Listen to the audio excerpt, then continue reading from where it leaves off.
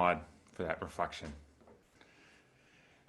Now, our service today, as you heard a little bit about, is about taking ownership of ourselves and our feelings.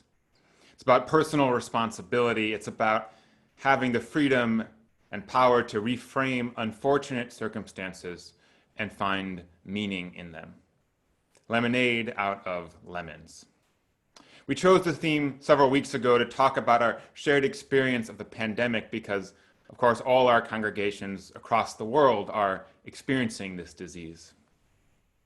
But right now, as we, of course, have spoken about, here in the United States, it is a mess.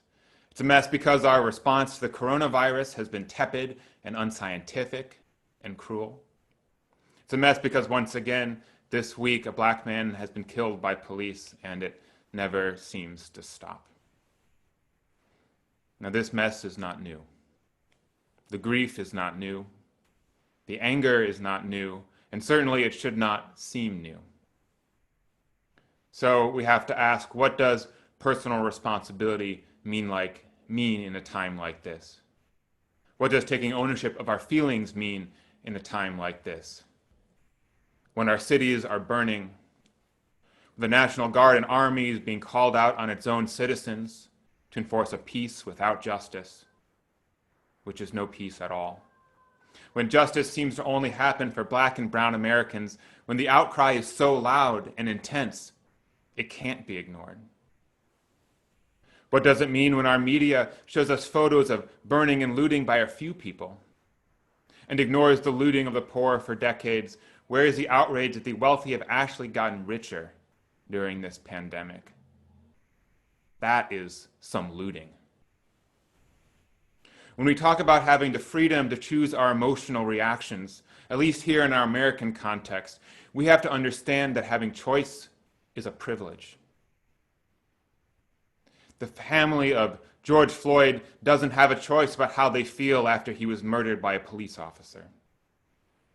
The countless black and brown Americans who have had white people call the police on them don't have the luxury of reframing their feelings in that moment. Personal responsibility is a privilege that assumes that we have a degree of power over our lives. And we Americans live in a system that has systematically stripped power and dignity from so many in this country. The power that is so often left is the power of protest, of rage, and yes, even riot. Reframing this moment is not the work of black and brown Americans, but those with privilege. Of those white people in this country like me who see photos and videos of fire and looting and chaos, who have been raised to feel shocked and appalled and outraged at the damage.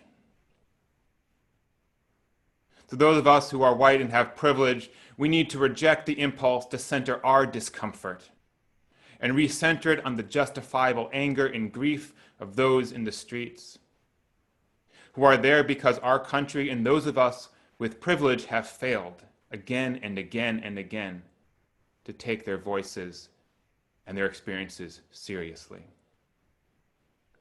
The story of the past few days is not the story of unrest. The real story is what led to it.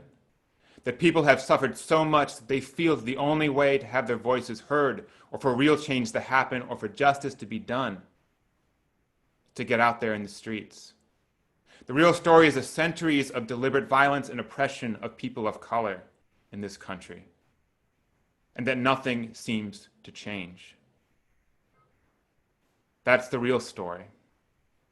It's an appalling story, and it should make our country ashamed and should make us as people of conscience and good faith angry. Understand the real issues here. Place the blame on the real perpetrators, and start using your privilege to do something about it.